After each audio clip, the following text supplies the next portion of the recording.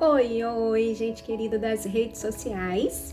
Bem, estamos fazendo a leitura da Bíblia em janeiro deste ano de 2026. A gente começou fazendo a leitura pelo Novo Testamento, então a gente já leu os quatro evangelhos, que são os quatro primeiros livros, que é Mateus, Marcos, Lucas e João. A gente já leu também Atos dos Apóstolos e agora a gente está lendo Romanos.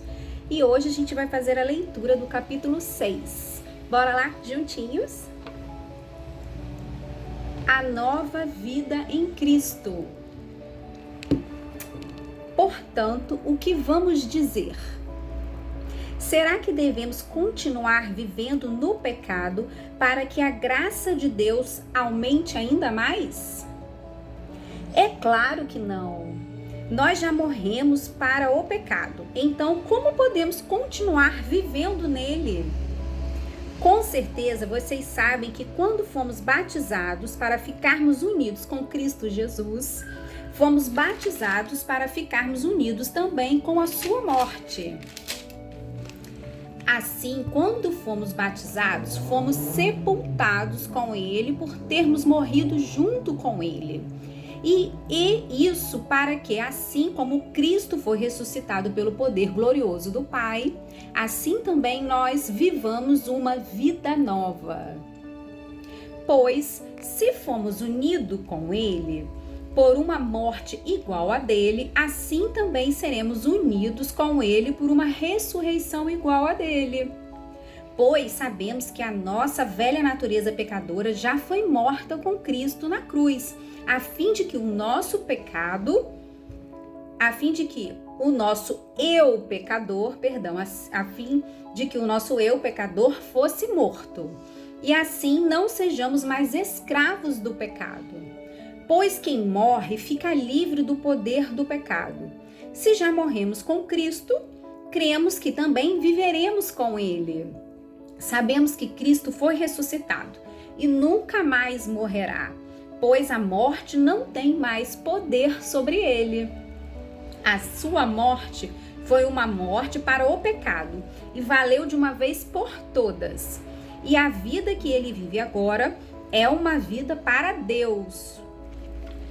Assim também vocês devem se considerar mortos para o pecado. Por estarem unidos com Cristo Jesus, devem se considerar vivos para Deus. Portanto, não deixem que o pecado domine o corpo mortal de vocês e faça com que vocês obedeçam aos desejos pecaminosos da natureza humana. E também não entreguem nenhuma parte do corpo de vocês ao pecado, para que ele a use a fim de fazer o que é mal.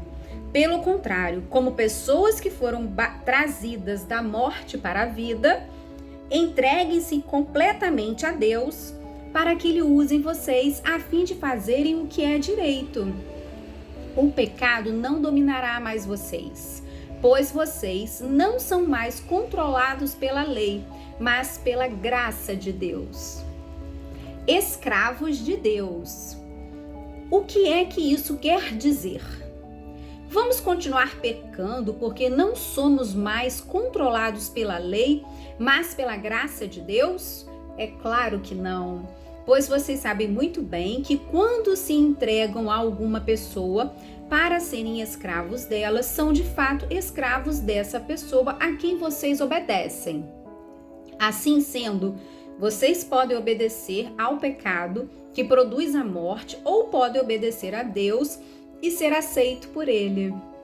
Mas damos graças a Deus porque vocês, que antes eram escravos do pecado, agora já obedecem de todo o coração às verdades que estão nos ensinamentos que receberam. Pois vocês foram libertos do pecado e se tornaram escravos de Deus para fazer o que é direito. Falo com palavras bem simples porque vocês ainda são fracos. No passado, vocês se entregaram inteiramente como escravos da imoralidade e da maldade para servir o mal.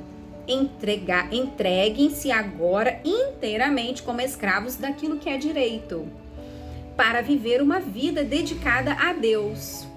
Quando eram escravos do pecado, vocês não faziam o que é direito.